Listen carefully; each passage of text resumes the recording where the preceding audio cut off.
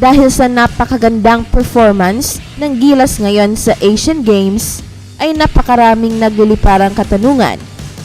Isa na rito ang walang kamatayang, what if kung si Justin Brownlee ang naglaro sa FIBA World Cup at hindi si Jordan Clarkson? Minute left to play here. Perez, 10 to shoot for Gilas. They go to Brownlee. JB drives baseline, puts it up and in. Big shot by Justin Brownlee going back and forth. Well, sabi ng isang netizen, and I quote, Gilas would have won at least one game against either Dominican Republic or Angola. We would not be out-rebounded by Angola by 20 rebounds. Played the entire second half without fouling out against Dominican Republic. Well, tama naman, dahil napaka-efficient player si Justin Brownlee at isang great defender and rebounder pa. Kaya siguradong napakalaking tulong ni Brownlee dahil hindi lang sa scoring siya maasahan, kundi pati na sa depensa at sa rebounding. And Justin Brownlee is a good defender at bihira siyang ma-foul trouble. Kaya siguro nakasilat pa tayo ng isang panalo doon sa FIBA World Cup, maybe against Angola or against Dominican Republic. Pero one should realize na napakataas ng level of competition sa FIBA World Cup compared sa Asian Games for obvious reason. Pero nakakabilib talaga ang narating ng present Gilas na naglalaro sa Asian Games. Dahil kahit ito'y 2 weeks old team pa lang, ay pumapalag na at gumagawa na ng history by barging into the semifinals for the first time in 21 years. What's next? Gold medal na ba after 61 years? Isa pang what ifs ay what if si Kai Sotto ay nakasama ng Gilas sa Asian Games. Here right now saying, let's go Gilas! And again, Kai Sotto with the follow-up. Well, yan ang napakalaking sayang as far as Kai Sotto is concerned. They need Kaiju, but they more importantly need Kyriem the Dream Sotto. Throw it down, Kaiju. Throw it down, big man. Bihira lang kasi ang mag-coach si Tim Kong sa Gilas. And looking at sa pasahan ngayon sa present Gilas team, ay siguradong ito ang system na kailangan ni Kai Sotto. Kung naglaro pa sana si Kai Sotto sa Asian Games, ay mas lalakas ang ating frontcourt dahil sa ngayon ay masasabi natin na si Junmar Fajardo lang talaga ang inaasahan ng Gilas. Buti na lang at ang lakas ni Junmar at kinaya niya lahat ng mga big men so far. Pero iba pa rin ang nadadala ni Kai Sotto at siguradong mas lalong lalakas ang team kapag pinagsabay sina Kai Sotto and Junmar Fajardo. Ito ay mga what ifs lamang, pero ang importante ay lumalaban ang Gilas sa Asian Games and so far so good. Samantala, sabi ni LeBron James, iaalay niya ang kanyang 21st NBA season kay Bronny. Sinabi ni LeBron James ngayong Lunes na iaalay niya ang kanyang season ngayon sa kanyang panganay na anak na si Bronny, na patuloy na nagpapagaling mula sa isang cardiac arrest. Ang 38 years old na si LeBron James ay minsang nag-isip na umalis na sa basketball sa wakas ng nakaraang season matapos ang kanilang pagkatalo sa Denver Nuggets sa Western Conference Finals. Pero ang mga pag-iisip na yon kay LeBron James tungkol sa pagre-retiro ay panandalian lamang at nawala na sa kanyang isipan. At ngayon ay handa na siya para sa isa pang kampanya na inaasahan niyang magwawakas sa pang-5 championship ring niya sa NBA. Sinabi ni James na ang pangyayari ay may kinalaman sa kalusugan ni Bronny na biglang na-collapse habang nagti-training kasama ang kanyang koponan sa college sa Los Angeles nitong July. At ito'y nagbigay sa kanya ng bagong perspective. Nothing else matters besides my family, James told reporters at the Lakers training base in El Segundo. Obviously, I'm going to dedicate this season to Bronny because of the incident that happened. Understanding that just puts everything into perspective. No matter what's going on, the only thing that matters is your family. To see what he had to go through over the last few months, it has been a lot. I can only imagine how it has been for him because it has been a lot for me and a lot for our family. Yan ang sabi ni LeBron James. At ayon kay LeBron James na si Bronny is doing extremely well at nagnanais na maglaro sa college basketball para sa University of Southern California ngayong season. He has begun his rehab process to get back on the floor this season, James said. He is on the up and up.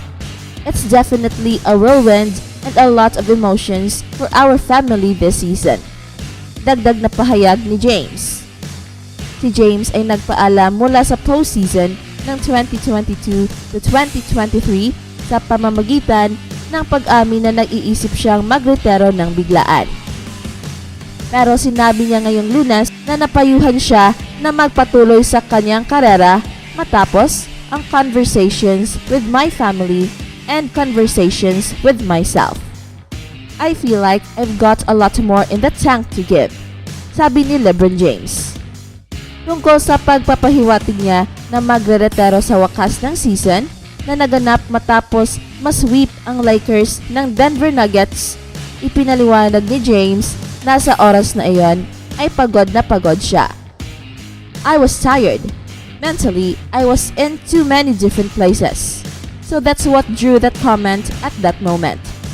But I'm happy to return for another season and hopefully leading this team to the promised land. At nang tinanong si LeBron James na kung ang season na ito ba ang kanyang huling season na maglalaro sa NBA, I don't know. I'm happy right now and I'm excited. Looking forward to getting going in training camp tomorrow. Yan ang sabi ni LeBron James. But I don't know what the end of the road or the season is going to look like. I have no idea.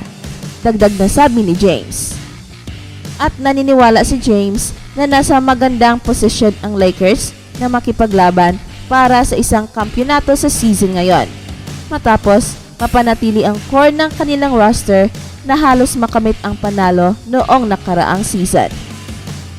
I'm very optimistic about how we can pick up from there. With the continuity and the chemistry, there shouldn't be much teaching. We're returning a lot of our core. We have a lot of guys that know the system that can pick up where we left off. I'm excited about us returning our core and bringing in a lot of very, very good players. But there's no substitution for work and we have to put in the work. Yan ang sabi ni LeBron James. That's it for now, guys. Pero bago kami magtatapos, ay huwag kalimutan na huwag magpahuli sa mga pinakabago mga kwento at balita ng kasiyahan at tagumpay. Bahala na ang mga marites dyan.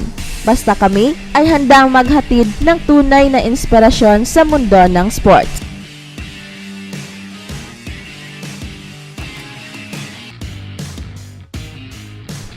Samantala, ang 2023 to 24 NBA season ay mag-uumpisa na sa Lunes, when Media Day marks the start of training camp for 28 of the 30 teams across the league.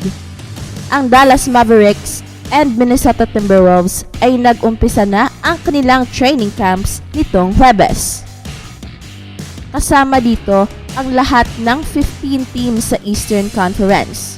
Karamihan sa kanila ay naghahanap pa rin ng tamang composition matapos ang mga trades na kinasangkutan ni Damian Lillard patungo sa Milwaukee Bucks. At matapos ang ilang araw bilang membro ng Portland Trail Blazers. Si Jrue Holiday naman patungo sa Boston Celtics. Ano ang epekto ng mga trade na ito sa buong conference? Ano ang maaaring kinabukasan ng isa pang bituin na point guard na si James Harden ng Philadelphia 76ers? may iba pa bang mga moves para sa Bucks and Celtics? Ano ang susunod para sa New York Knicks and Cleveland Cavaliers matapos ang kanilang tahimik na off-season? Sa pag-uumpisa ng training camp, narito ang ilang napakahalagang tanong among the top contenders for home court advantage in the conference. The James Harden saga takes center stage for Philadelphia. Sa kabila ng lahat ng attention na nagaganap tungkol sa Bucks and Celtics dahil sa kanilang mga blockbuster trade, ang mga natapos na kasunduan na yan ay nagbibigay ng walang katiyakan sa future ni James Harden sa kanilang koponan. Ngayong summer, ipinaabot ni Harden ang kanyang saloobin para kay Daryl Morey, ang president ng basketball operations ng Philadelphia at kaibigan at taga-suporta ni Harden mula pa noong nagtagumpay sila kasama ang Houston Rockets. Pero ngayon, parang kulang na sa pagmamahal si Harden kay Morey.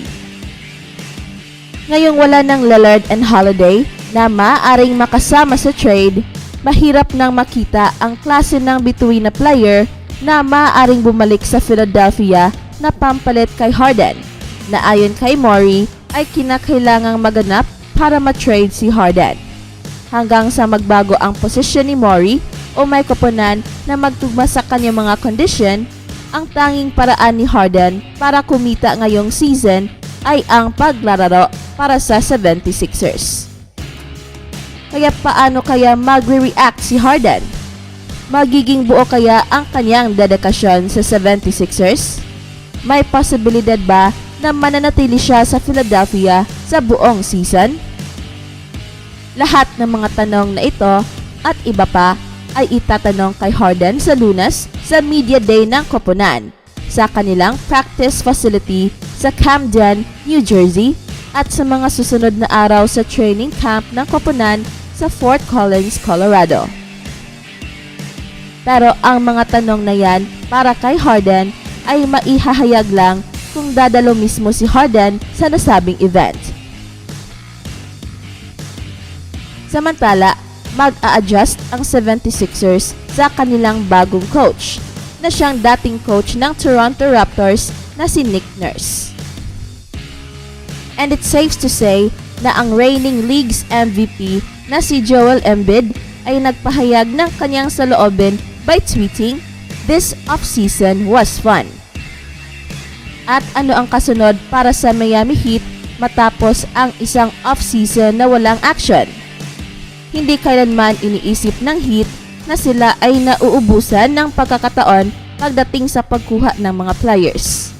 Yan ang paniniwala ng kanilang team president na si Pat Riley na nagtagal ng halos 3 dekada bilang namumuno sa koponan. Sinubukan ng Miami na kunin si Damian Lillard, the exact kind of a ball-dominant guard na magiging perpektong kasama para kay Jimmy Butler and Bam Adebayo.